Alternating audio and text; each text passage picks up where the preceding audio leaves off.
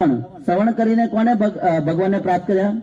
તો રાજા પરીક્ષિત મહારાજે. ભાગવત કથા જેનું 7 દિવસમાં મૃત્યુ હતું, કીર્તન કરવાથી સુખદેવ ગોસ્વામી આ ભાગવત કથા કરી, એમણે ભગવાનને પ્રાપ્ત કરી લીધા. સ્મરણ પ્રહલાદ મહારાજ ભગવાનનું સ્મરણ કરીને પછી પાદ સેવનમ લક્ષ્મીજી, પછી પૂજન પૃથુ મહારાજ, જેના નામથી પૃથ્વી પડ્યું, પૃથુ મહારાજ. પછી વંદનમ અક્રૂરજી, વંદન કરવાથી, ભગવાનને પ્રણામ કરવાથી વંદન એમ. પછી દાસ્ય, ભગવાન શ્રી રામચંદ્ર કે ભક્ત હનુમાનજી, દાસ સેવા, ભગવાનની સેવા માટે કઈ પણ કરી દેવું. અને સત્ય અર્જુન, મહાન યોદ્ધા, ભગવાનનો સખા છે.